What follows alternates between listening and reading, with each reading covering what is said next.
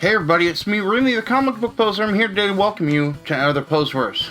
We are checking out some Whatnot and some, Meta's Midnight Auction, and some purchases from folks who made it to our Shenanigans Sunday auction. So to see what I got and who it came from, you'll check it out after this.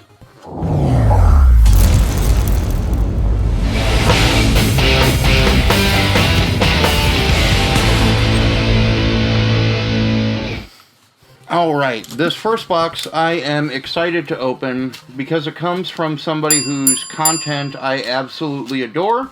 This is the second thing that I've purchased from him. The first was a shirt that I may be certified, if you know what I mean. I'm probably certified in a couple of different ways that you could make derogatorily, but this comes from the company man himself. So I am officially boardroom certified with these pickups from his Whatnot auction. We of course are talking about the man, the myth, the legend himself, Wink Inc. And I've got some absolutely insane deals on two sets of books. The first one that I'll show definitely needs a little bit of a press, but is getting a lot of hype. This is an upgrade from the book that I have already, and it's New Jersey's first superhero, The Toxic Avenger. I don't know why. I absolutely love that title. The Toxic Avenger is something that is just notoriously tacky, which is definitely my brand and the kind of eclectic characters that I love to get.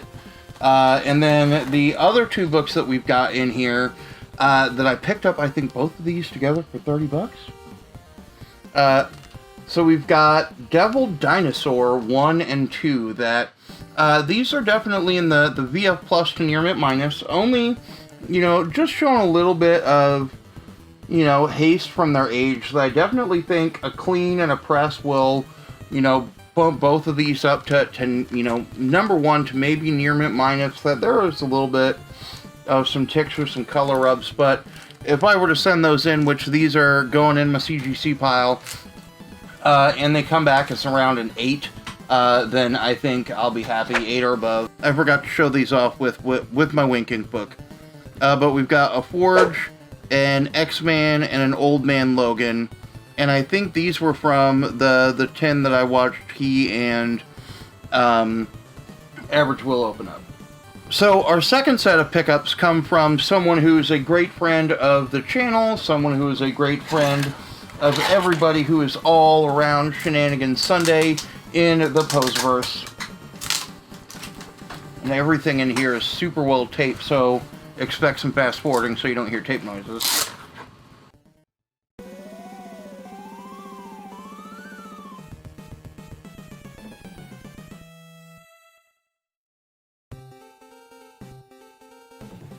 We picked up a couple of things, some books that he had in a spec lot, a couple of books that he wanted to throw my way anyway, and then some John Saber. So one of the books lots that he had up was a kind of modern spec lot, and this is the lot. So Agents of Atlas number 1, which now I've got a couple of copies of, and that by far is the cleanest one. Infinity Wars, the new series, number 1, with a cover that I don't have, with just some absolutely amazing Adam Warlock goodness to go with Infinity War number 1, which is in a better condition than I have, so getting some upgrades. And then Thunderstrike number 1 with some Thor armor. I love that cover. The other books that were in here is Ghost Rider number 5. That this is the pinnacle of a low grade, better than no grade copy, but I don't think I'm ever going to see that book again. That it may be worth getting, paying the bucks to get it graded, to get it preserved, because hell yeah, Ghost Rider on a horse. We get some Champions #1. And then the last 2 books coming from my buddy Jiho from First Comics are John Sable Freelance #30 and #18. So great pickups there. Thank you so much, Jiho. And then the last one is somebody who every time he pops up on an auction, I gotta pray that I've got some cash sitting around, because he brings the heat. He brings great books at the fairest prices that, you know, you can find. And I have tried to haggle with him on a book or two, and gave up because he prices them at the most fair price points that I've seen, and it is my buddy Dank Comics. And you can see that I have 3 slabs in here, plus a couple of raw books. And you know that sometimes I'm a little gun shy at buying slabs, because sometimes I don't know if they're 100% priced in the right spot. But again, I'm going to trust the man, because he's always only done right by me, and his books are amazing, and these are slabs that are priced to be super affordable. So we'll put all 3 of these slabs on the bottom. So in terms of some raw books, you hear me a lot talk about how I love, you know, Bloodshot. I love the 90s Valiant universe. That I think, you know, people sleep on it a little too much and don't give it enough love. So here we've got Bloodshot #8 with an amazing cover. We've got Archer and Armstrong #8, which is a book that I was missing. We've got Bloodshot #9, which is a condition upgrade for me. Hardcore #5, which has a Bloodshot appearance in it. And then Bloodshot #3. So basically I'm upgrading some of my, you know, Bloodshot universe that I think there's room for growth for him. Even if you didn't like that Vin Diesel movie because it caused COVID. I only say that because I saw it and then the world got shut down. But I loved it. I thought it was pretty cool. And then we've got some X-Men books. So we've got X-Men 288, which is filling a hole. 245, which I have the newsy and needed the direct.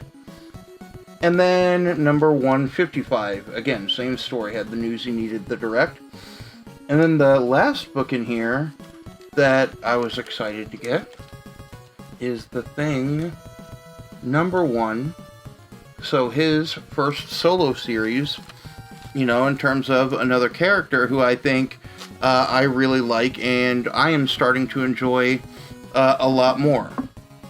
The last 3 are all slabs, and we'll start with Valiant. That this one went up and I was like, yep, mine. Magnus Robot Fighter. This is #1, 1991 in a 9.2. Some amazing Jim Shooter writing and some Bob Layton and Art Nichols on the art. This is the now best version of this book that I have. And I've got a couple of the older, like Golden Age Magnus Robot Fighter, but I was excited to pick this one up. And then we got 2 more slabs from a universe that I love, and if you can see the back cover, you should be able to tell what they are. But we have original